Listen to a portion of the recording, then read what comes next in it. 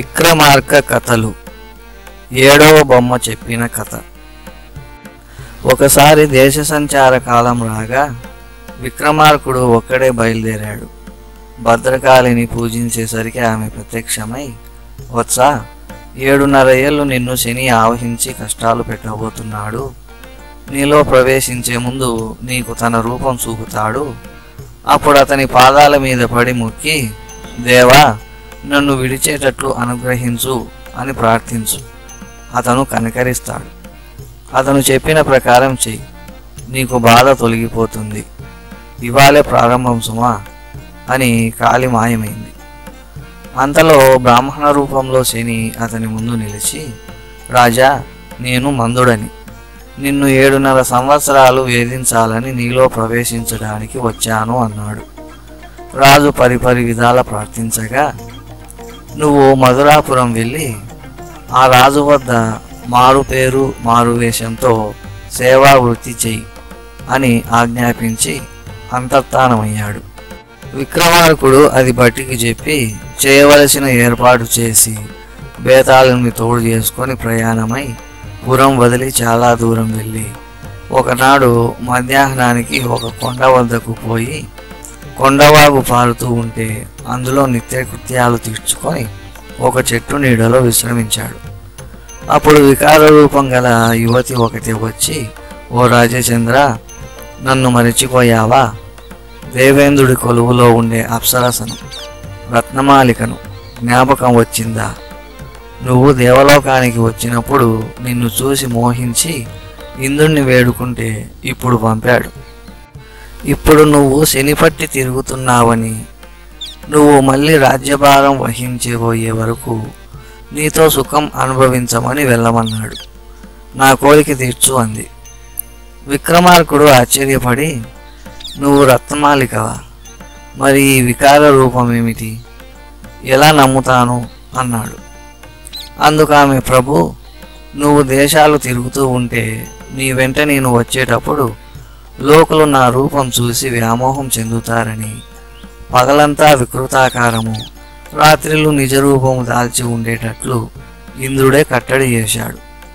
అవునో కాదో అని సందేహించకు అంటూ తన నిజ రూపం చూపించింది. రాజు ఎంతో ఆనందించాడు. అతను చెప్పడంతో మళ్ళీ వికృత రూపం పొందింది.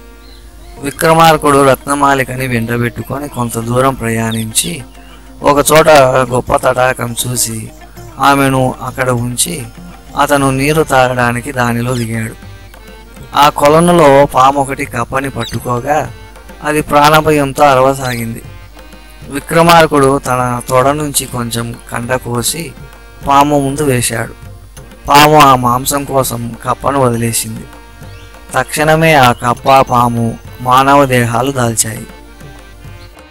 పాము, నా పేరు అనంతుడు, కప్పగా ఉన్నవాడు జలంధరుడు. మేమిద్దరం విద్యాధరులు. ఒక ముని శాపం వల్ల ఇలా అయ్యాం.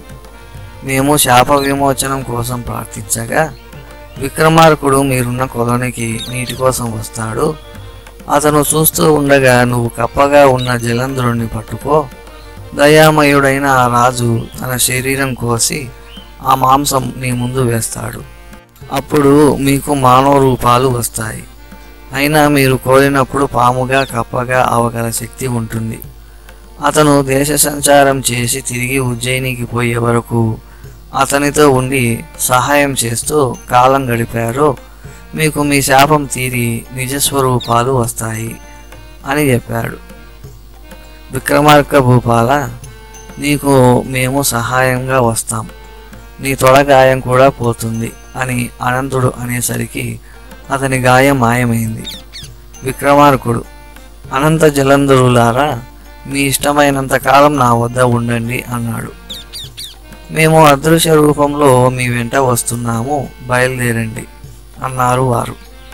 రత్నమాలికని తీసుకొని అక్కడక్కడ వింతలు చూస్తూ కొద్ది దినాలకి మధురపురం చేరుకొని సత్రంలో బస చేశాడు. తానెవరో తెలియకుండా మారువేషం దాల్చి రాజు కొలువులోకి పోయి, నా పేరు ఆదిత్యుడు, నేను వీరుణ్ణి, కొలువు సంపాదించుకునేందుకు వచ్చాను. నెలకు 1000 రూపాయలు ఇచ్చే వారి వద్ద ఉన్నామంటే ఇంతవరకు ఎవరు అంత మొత్తం ఇవ్వడానికి సమ్మతించలేదు అన్నాడు. రాజు అతని లక్షణాలు చూసి అతను అడిగినంత జీతం ఇస్తానని, తన వద్ద ఉండే యుద్ధవీరులకి అధ్యక్షుడిగా ఉండేలా నియమించి నివసించడానికి ఒక మందిరం ఇచ్చాడు. కొన్నాళ్లకు రాజు కొలువులో ఉండే కర్దముడు అనే యుద్ధభటుడితో అతనికి చాలా స్నేహం ఏర్పడింది. అది గాఢమై అతను ఆదిత్యుడు ఇంటికి రాత్రివేళ ఏదో పని మీద వచ్చాడు. రత్నమాలిక సౌందర్యం చూసి ఆశ్చర్యపోయి అతనిదే అదృష్టం అనుకుంటూ పైకి ఏమీ అనక మాట్లాడి వెళ్ళిపోయి రాజు వద్ద ఆదిత్యుడి భార్య చక్కదనాన్ని 1000 విధాల వర్ణించి చెప్పాడు. సహజంగా కాముకుడైన రాజు ఎలాగైనా ఆదిత్యుడి భార్యని చూడాలని నిశ్చయించుకున్నాడు. అతని ఇంటికి పోయి చూడడం సాధ్యపడదు కనుక ఏం చెయ్యాలా అని ఆలోచించసాగాడు. ఒక రాత్రి కర్దముడు రాజుని మారువేషంలో తన స్నేహితుడిగా ఆదిత్యుడు ఇంటికి రాకమునిపే తీసుకువెళ్ళాడు. తరచుగా తమ ఇంటికి వచ్చే కర్దముడికి జవాబు చెప్పేందుకు వచ్చిన రత్నమాలికను చూసి రాజు ఆమె అందానికి అబ్బురపడి మదనతాపానికి గురయ్యాడు. తరువాత మంత్రిని పిలిచి తన వృత్తాంతం చెప్పి ఆదిత్యుని భార్యని పొందకుంటే తన ప్రాణాలు నిలవవని, ఆమెని పొందే ఉపాయం చెప్పమని అడిగాడు. అప్పుడు మంత్రి, ఆదిత్యుడు చాలా శూరుడు, అతనికి తెలిసేలా ఏమీ చేయలేం. ఏదో తంత్రంతో అతన్ని ఇక్కడి నుంచి పోయేలా చేసి మీరామెని లోబరుచుకోవాలి. అందుకు ఉపాయం చెబుతాను వినండి. ఇక్కడికి 100 ఆమడల దూరంలో ఉత్తర దిక్కుని సర్వతోభద్రం అనే పట్నం ఉంది. దాని రాజుకి ముక్తాలత అనే కూతురుంది. యవనవతి అయిన ఆమెకి తండ్రి వివాహం చేద్దామనుకుంటూ ఉండగా ఒక మాంత్రికుడు వచ్చి ఆమెని తనకిమ్మన్నాడు. రాజు కోపగించగా ఆ మాంత్రికుడు రాజుని ప్రజలని రాళ్ళని చేసి ముక్తాలతని మాత్రం మనిషిగా ఉంచి భార్యగా చేసుకున్నాడని విదేశాలకు పోయి వచ్చే వర్తకులు చెప్పగా విన్నాను. ఆ ముక్తాలత నవ్వితే ఆమె నోటి నుంచి ముత్యాలు రాలుతాయట. వాటి విలువ అనంతమట. ఆ ముత్యాలన్నీ నగరాధిపతి ఖజానాలో ఉంచుతాడట. మనకు ఆ ముత్యాలు కావాలి, వెళ్ళి తీసుకురా అని ఆదిత్యుని పంపండి. మాంత్రికుడు ఆ పురం ప్రవేశించిన వారిని రాళ్ళగా మార్చేస్తాడు కనుక ఆదిత్యుడికి ఆ గతే పడుతుంది. అటుపైన మీరతని భార్యతో సుఖించవచ్చు అన్నాడు. రాజు ఎంతో సంతోషించి మిగిలినవేవి చెప్పకుండా సర్వతోభద్రపురం వెళ్ళి ముత్యాలు తీసుకురమ్మన్నాడు. అతను ఆజ్ఞ ప్రకారం బయలుదేరుతూ రత్నమాలికకి అనంత జలంధరులకి చెప్పి బేతాళుని సహాయం చేసుకొని తొందరగానే ఆ నగరం చేరాడు. నగరం పాడుబడి ఉంది. పట్నం అంతటికి ఒకే ఒక మందిరం మాత్రం కనబడుతూ ఉంటే ఆదిత్యుడు దానిలో ప్రవేశించి గదులు దాటుతూ పోయి హంసతూలికా తల్పం మీద విచారంగా ఒంటరిగా పడుకున్న స్త్రీని చూసి ఆశ్చర్యపోయాడు. ఆమె అతని లక్షణాలను బట్టి ఎవరో గొప్పవాడని భావించి మంచం దిగి మర్యాద చేసి, అయ్యా, మీరెవరు? ఇక్కడికి ఎందుకు వచ్చారు? ఇది చాలా ప్రమాదకరమైన ప్రదేశం. ఇక్కడ ఒక మాంత్రికుడు ఉన్నాడు. వాడు మిమ్మల్ని చూశాడో రాయిగా మార్చేస్తాడు. మీరు అతని కంట పడకపోవడమే మంచిది అని కన్నీరు గార్చింది. అతను అడగగా తన వృత్తాంతం అంతా చెప్పి, మాంత్రికుడు ప్రతిరోజు నన్ను అనుభవించాలనుకుంటున్నా అనారోగ్యమనో వ్రతమనో ఇంతవరకు వాడిని ముట్టుకోనివ్వకుండా కాపాడుకుంటూ వచ్చాను. ఎన్నాళ్ళు ఇంకా గడపగలను? ఆ పాపాత్ముడు ఎక్కడికో పోయాడు.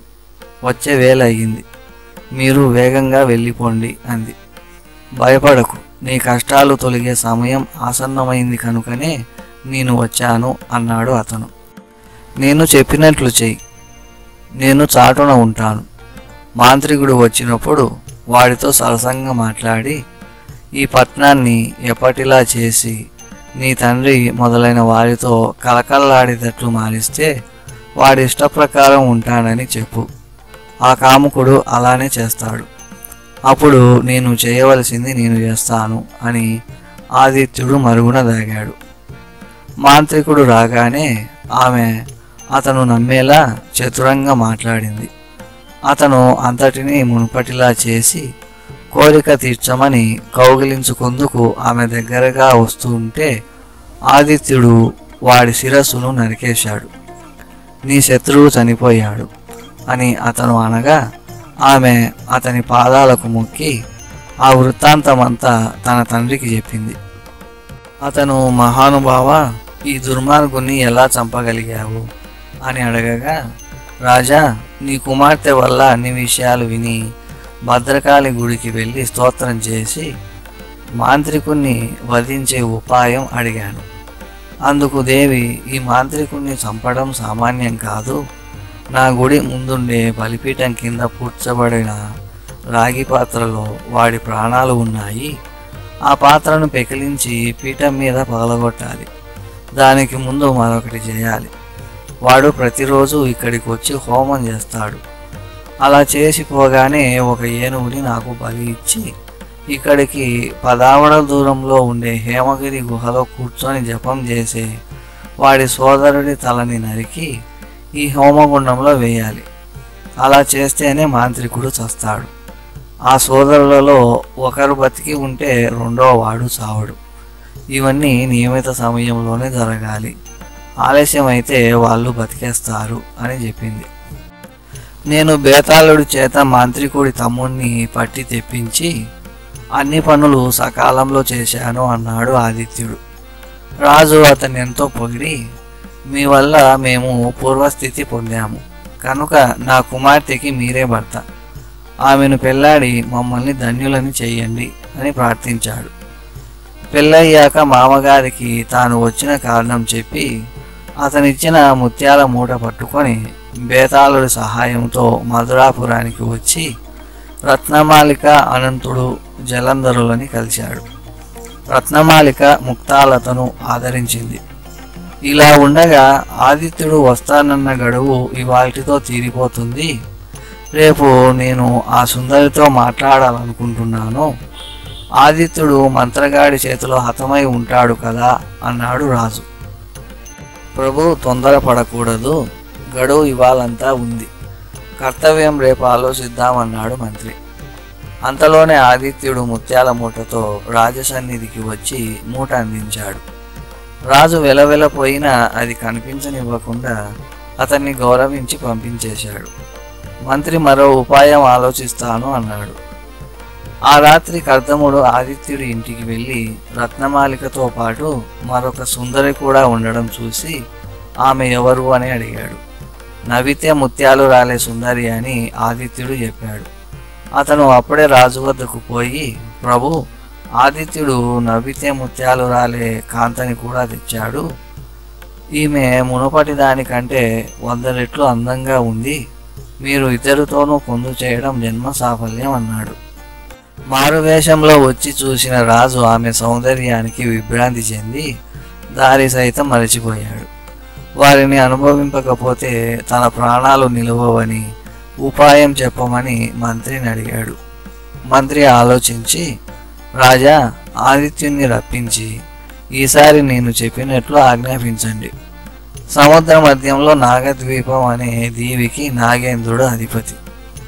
అతను నివసించే పట్నం చుట్టూ ఆమడు దూరం వరకు విషజ్వాలలు రేగుతూ ఉంటాయి. పన్నగరాజుకి ఒక కూతురుంది. ఆమె నవ్వితే రత్నాలు రాలుతుంటాయని విన్నాను. ఆ రత్నాలు కొన్నింటిని తెమ్మని పంపండి. వాటిని అతను తీసుకురాగలడం కల. అందుచేత అతను తిరిగి మీ వద్దకు రాడు అన్నాడు. రాజు అలా ఆజ్ఞాపించగా, ఓహో, నన్ను దూరదేశాలకి దుస్సాహసాలకి పంపి నా భార్యల విషయమై రాజు కుట్ర పన్నుతున్నట్లుంది అని ఆదిత్యుడు మనసులో అనుకున్నా రాజు కోరినట్లు తెచ్చివ్వడానికి సమ్మతించి ఇంటికి పోయి రత్నమాలిక, ముక్తాలత, అనంత, జలంధరులకి రాజు ఏదో తంత్రం పన్నుతున్నట్లుంది. కానీ కొలువు చేస్తున్నప్పుడు చెప్పిన పని చేయవలసిందే. నాగలోకానికి ఎలా పోవాలా అని ఆలోచిస్తున్నాను అన్నాడు. అనంత, జలంధరులు అతనిని ఒకరు నీటిలో ఈది మరొకరు విషజ్వాలలు మింగి అతన్ని ఆ ద్వీపం చేరుస్తామని హామీ ఇచ్చారు. స్త్రీల పట్ల తన భయం వెలిబుచ్చగా, రత్నమాలిక అందుకు మీకు భయం అనవసరం. రాజు నాకెలాంటి కీడు చేయజాలడు. ముక్తాలతని రూపం మార్చేసి మీరు వచ్చిన తర్వాత యథాస్థితికి తెస్తాను అన్నది. అప్పుడే ఆమెను కర్రగా మార్చేసి గోడ కానించింది. విక్రమార్కుడు సముద్రం వద్దకు వెళ్ళాక జలంధరుడు గొప్ప మండూకంగా మారి అనంత విక్రమార్కులని వేగంగా నాగద్వీపం చేర్చి రత్నమాలికకు సహాయంగా ఉండడానికి వెనక్కి వచ్చేశాడు. విక్రమార్కుడు నాగపట్నం వెళ్తూ ఆ దీవిలో ఎదురైన పద్మపురం అనే పట్నంలో భోజనం కోసం ఒక ఇంటికి పోయాడు. ఆ ఇంట్లో స్త్రీ వెక్కి వెక్కి ఏడుస్తూ ఉంటే కారణం ఏమిటి అని అడిగాడు. ఆమె, నాయనా ఏం చెప్పేది, ఈ నగరాన్ని వెళ్ళే రాజుకి మధురసేన, వసుమతి, మందార, శశివదన అనే 4 కుమార్తెలు ఉన్నారు. రాజు పెద్ద కూతురికి పెళ్లి చేశాడు. భార్యాభర్తలు పడకింటికి వెళ్ళారు. తెల్లారేసరికి అతను చచ్చిపోయాడు. ఆచారం ప్రకారం మళ్ళీ పెళ్లి చేశాడు రాజు. ఆ అల్లుడు చచ్చాడు. ఎన్నిసార్లు పెళ్లి చేసినా పెళ్లాడిన వాడు సూర్యోదయానికి చచ్చిపడుతున్నాడు. ఆమె విషయం తెలిసిపోవడంతో ఆమెను ఎవరూ పెళ్లాడడం లేదు. అందుకు రాజు చింతించి ఈ పురంలోని పురుషులు ఇంటి వరుస ప్రకారం రోజు ఒకరు ఆమెను పెళ్లాడవలసిందని కట్టడి చేశాడు. అది మొదలు అలాగే జరుగుతూ ఉంది. ఆ సుందరాంగిని పెళ్లాడి మర్నాడు బతికిన వాడింతవరకు ఒక్కడూ లేడు. ఇవాళ మా ఇంటి వంతు వచ్చింది. నాకు ఒకడే కొడుకు. పంపితే వాడు చచ్చిపోతాడు, పంపకపోతే రాజు చంపుతాడు. దీని గురించే దుఃఖిస్తున్నాను అంది ఆమె. అతను ఆశ్చర్యపోయి, భయపడకు, నీ కుమారుడు దీర్ఘాయువు కలిగి ఉంటాడు. అతనికి బదులు నేను పోయి పెళ్లాడతాను, నీ వంతు తీరుస్తాను అన్నాడు. ఆమె ఒకంతటకు తన కొడుకు బదులు అతను వెళ్ళడానికి అంగీకరించలేదు. ఎలాగో ఒప్పించాడు. రాజభటులు తెచ్చిన పల్లకీలో అతను కూర్చున్నాడు. వాడుక ప్రకారం వివాహం జరిపించి మధురసేనతో పడకిన్లు చేరారు. ఆమె మాట్లాడుతూనే నిద్రలోకి జారిపోయింది. అందుకేదో కారణం ఉండాలి అని అతను మంచం దిగి కొంచెం దూరంలో కత్తి పట్టుకొని నిలబడగా కొంతసేపటికి మధురసేన ముక్కులో నుంచి జానుడు పొడవున్న మహాక్రూరమైన పాము ఒకటి వచ్చి మంచం మీద 4 వైపులా తిరగసాగింది. మునపటి వారు నిద్రపోయేవారని, ఇది వారిని కరిచేదని, వారు మరణించేవారని, ఇది లోపల కదులుతూ ఉండడం వల్లనే రాజకుమార్తెకి మత్తు నిద్ర వచ్చిందని ఊహించి తన కత్తితో ఆ పాముని నరికి కిందికి తీసేశాడు. దానివల్ల కలిగిన మైకం పోయి కళ్ళు తెరిచిన రాజకుమార్తె సజీవంగా ఉన్న అతన్ని చూసి ఆశ్చర్యపోతుంటే అతను జరిగిందంతా చెప్పి పాము ముక్కల్ని చూపించాడు. వాళ్ళిద్దరూ ఎంత సుఖాలు అనుభవించారు. మర్నాడు పొద్దున రాజసేవకులు దహనానికి కావలసిన వస్తువులు పట్టుకొని మధురసేన అంతఃపురానికి రాగా విక్రమార్కుడు వారిని తరిమికొట్టాడు. వాళ్ళు ఆశ్చర్య భయాలతో రాజు వద్దకు పోయి చెప్పగా రాజు ఆశ్చర్యంతో మంత్రులతో కలిసి వచ్చి సుఖంగా ఉన్న దంపతులని కౌగిలించుకున్నాడు. అల్లుడు చావకుండా బతికి ఉండగలగడానికి కారణం అడగగా విక్రమార్కుడు జరిగిందంతా చెప్పాడు. ఆ రాజు చాలా ఆనందించి మహావైభవంగా తన 4 కుమార్తెలను అతనికిచ్చి వివాహం జరిపించాడు. తన భార్యలని అక్కడనే వదిలి అనంతుణ్ణి వెంటబెట్టుకొని నాగేంద్రుడి పట్నం వెళ్ళాడు. విషజ్వాలలు ఎగుస్తూ ఉండడంతో అనంత, మనం ఈ నగరంలో ఎలా ప్రవేశించాలి అని అడిగాడు. అయ్యా, మీరిక్కడే ఉండండి, నన్ను విషం బాధించదు కనుక నేను పోయి నాగరాజు దగ్గరికి వెళ్ళి మాట్లాడి మీరు వెళ్ళేటట్లు చేస్తాను అని వెళ్ళి నాగరాజుకి విక్రమార్కుడి చరిత్ర, గొప్పతనము అన్నీ చెప్పి ఆ రాజచంద్రుడు మిమ్మల్ని చూడడానికి వచ్చాడు అన్నాడు. నాగరాజు సంతోషించి విషజ్వాలను ఉపసంహరించి అతనిని తీసుకురావడానికి చారులని పంపాడు. నాగేంద్రుడిని చూడగానే వినయంగా నమస్కరించిన విక్రమార్కుడికి ఉచితాసనం ఇచ్చి గౌరవించి మీరు వచ్చిన కారణం ఏమిటి అని అడిగాడు. అతను, నాగేంద్ర, మీకు ఒక కుమార్తె కలదని, ఆమె నవ్వినప్పుడు రత్నాలు రాలుతాయని విన్నాను. ఆ మనులు కొన్ని కావాలి అన్నాడు విక్రమార్కుడు. అతని శుభలక్షణాలకు చాలా సంతోషించిన నాగేంద్రుడు, విక్రమార్క మహారాజా, నీకు మనులే కాక నా కుమార్తెను కూడా ఇస్తున్నాను అంటూ కూతురునిచ్చి వివాహం జరిపించాడు. పెళ్ళయ్యాక తాను వేగంగా వెళ్ళాలని మామగారి అనుమతి పొంది భార్యని వెంటబెట్టుకొని పద్మపురం వచ్చి భార్యతో కలిసి సముద్ర తీరానికి వచ్చి జలంధరుని తలుచుకున్నాడు. అతని సహాయంతో మధురాపురం చేరుకున్నారు. విక్రమార్కుడు తన ఇంటికి వెళ్ళి రత్నమాలికకు అంతా చెప్పాడు. ఆమె సంతోషించి కొయ్యగా ఉన్న ముక్తాలతకి మళ్ళీ ఆమె రూపం తెప్పించింది. వాళ్ళందరూ ఆ రాత్రి సుఖంగా గడిపారు. మరునాడు రాత్రి కర్దముడు వచ్చి ఆదిత్యుడి గడువులోగా వచ్చాడో లేడో అని చూడగా మరో 5 సుందరీమణులతో ఉండటం కనిపించింది. అతను ఆ విషయం చెప్పేసరికి రాజు ఆశ నిరాశ అయ్యింది. అప్పుడు ఆదిత్యుడు వచ్చి రాజుకు నమస్కరించి తను తెచ్చిన రత్నాలను అందించగా అతను ఆశ్చర్యపోయి అతన్ని పొగిడి బహుమతులిచ్చి ఇంటికి వెళ్ళమన్నాడు. ఆదిత్యుడు తీసుకొచ్చిన కొత్త యువతలను చూడాలని రాజు చెప్పగా కర్దముడు అతనికి మారువేషం వేసి సమయం కాని సమయంలో ఆదిత్యుడి ఇంటికి తీసుకెళ్ళాడు.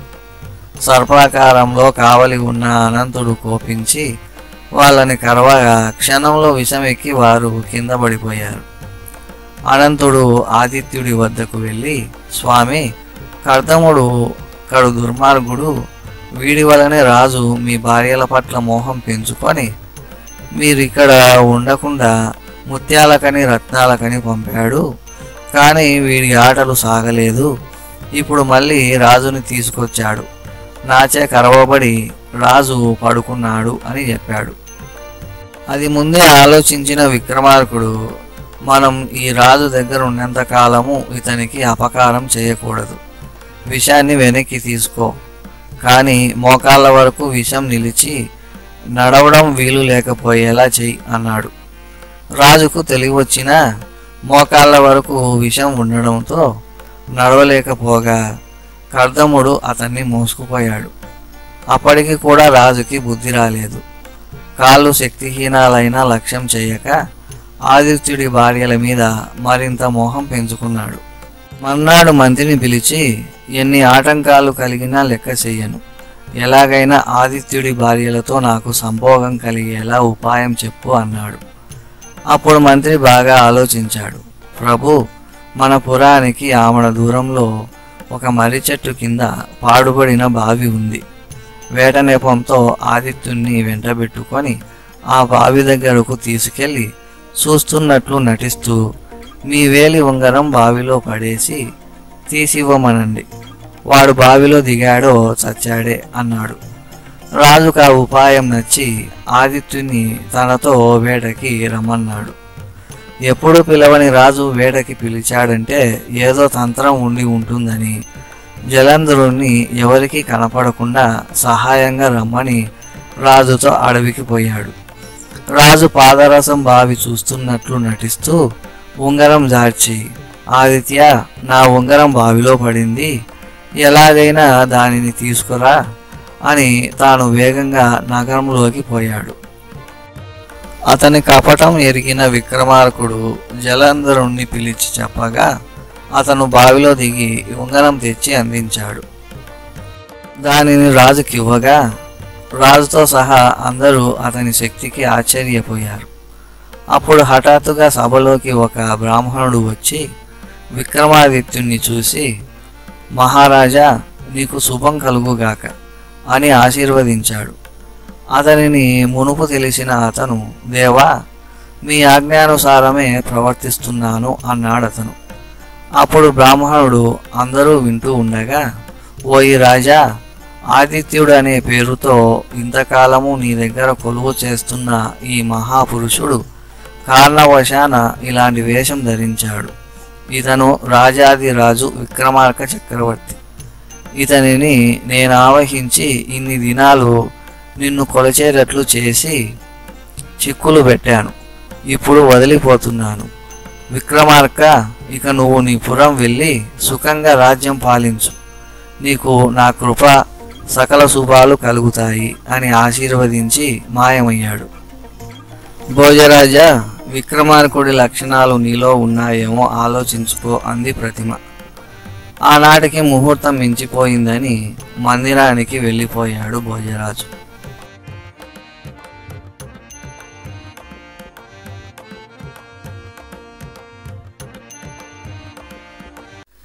ఈ వీడియో నచ్చితే మా ఛానల్ని లైక్, షేర్, సబ్స్క్రైబ్ చేయండి.